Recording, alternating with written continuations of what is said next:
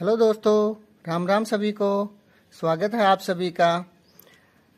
आज हम पढ़ने वाले हैं ये समुद्री समीर, घाटी समीर, पर्वतीय समीर और स्थलीय समीर। तो ये 4 प्रकार के हम समीर पढ़ने वाले हैं। तो सबसे पहले तो बात यह है कि समीर किसे कहते हैं। समीर उसे कहते हैं जो धीरे धीरे गति से हवाएं चलती हैं ना, उन्हें हम समीर कहते हैं। तो सबसे पहले कौन सी समीर है? जल समीर या समुद्री समीर। इससे आपको सीधे सीधे पता तो चल जाएगा कि ये जल से स्थल की ओर चलने वाली हवाएं हैं, है ना। तो ये एक डायग्राम से मैंने समझाया है, अच्छी तरह देखना। ये तो स्थल भाग है, ठीक है, और ये है जल भाग। तो ये जो जलीय समीर हैं, समुद्री समीर हैं, ये दिन के समय चलेंगी। ये देखो, ये सूर्य भी बनाया मैंने, तो ये दिन के समय चलेंगी। क्यों? क्योंकि स्थल भाग है जो सूर्य की गर्मी प्राप्त करके जल्दी ही गर्म होता है और जल्दी ही ठंडा होता है। तो दिन के समय स्थल भाग जल्दी गर्म होगा और पानी धीरे ही गर्म होता है और धीरे ही ठंडा होता है। तो ये जो स्थल पर सूर्य की गर्मी के कारण जहाँ स्थल की जो हवाएं हैं वो गर्म होकर ऊपर उठ जाती है, ये ऊपर उठ रही है और फिर सीधी ये आसमान में जाती हैं, बादलों में जाती हैं। फिर ये ठंडी होती हैं, तो ठंडी होती है तो फिर ये नीचे की तरफ आती है, ठीक है। और नीचे की तरफ आने पर यहाँ पर हवाएं रिक्त हो गए, निम्न वायुदाब हो गया, और यहाँ पर उच्च वायुदाब। तो उच्च से निम्न वायुदाब की तरफ हवाएं चलती हैं, ये आप सभी को पता है।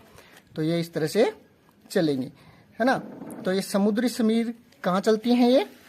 तो ये जल से स्थल की ओर चलती है, ठीक है। और ये कब चलती हैं? दिन के समय चलती हैं। दूसरी है स्थल समीर।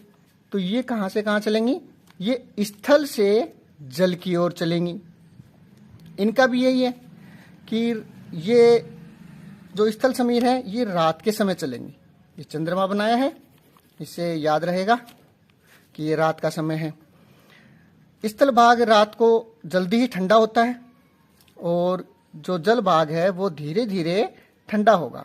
तो यहाँ पर ताप के कारण जो समुद्र के ऊपर जो हवाएं हैं वो गर्म होकर ऊपर उठती हैं और निम्न वायुदाब हो जाता है। यहाँ पर स्थल जल्दी ठंडा होगा तो यहाँ पर उच्च वायुदाब होगा।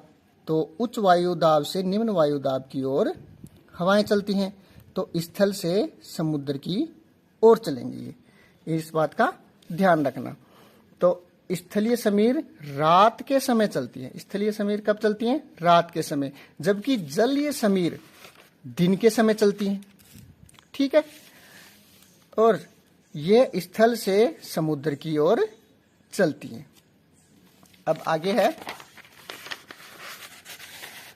पर्वतीय समीर। तो पर्वतीय समीर, ये पर्वत है और ये घाटी है, ये पर्वत है। तो पर्वतीय समीर कैसे चलेंगी? रात के समय चलती है। पर्वतीय समीर रात के समय क्यों चलती है? क्योंकि पर्वत का जो चोटी है, ऊपर वाला भाग, ये जल्दी ठंडा हो जाता है। और घाटी है, ये दिन के समय कम ठंडा रहता है ना। और रात के समय धीरे धीरे, ये दिन के समय ऊर्जा ग्रहण करता रहता है और धीरे धीरे ये ठंडा होगा। तो पर्वत समीर है जो पर्वत की तरफ से चलेंगी और घाटी की तरफ चलेंगी, इसको ध्यान रखना। तो ये कब चलती हैं? पर्वतीय समीर रात के समय चलती है, पर्वत की चोटी से घाटी की ओर चलेंगी। अब है घाटी समीर। घाटी समीर दिन के समय चलेंगी। ये दिन के समय क्यों चलेंगी? क्योंकि पर्वत की जो चोटी है ये सूर्य के ताप के कारण जल्दी ही गर्म हो जाएगी और गर्म होने के कारण यहाँ की हवाएं ऊपर उठ जाएंगी। और जो ये घाटी है यहाँ पर कम गर्म होगा, है ना, ठंडा नहीं, कम गर्म होगा। तो यहाँ पर वायुदाब अधिक होगा और यहाँ पर वायुदाब निम्न होगा।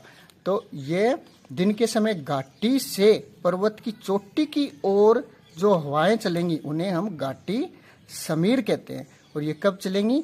दिन के समय चलेंगी।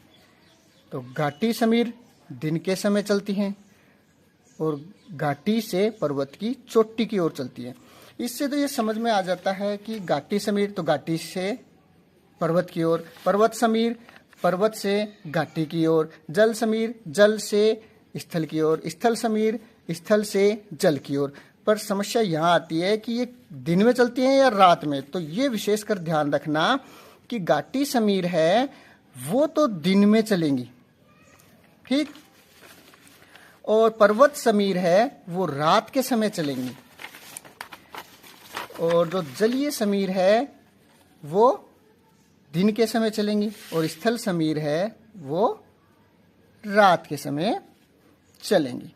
ठीक है, इतना ये ध्यान रखना और कमेंट करके बताना कि ये वीडियो कैसा लगा। Thank you.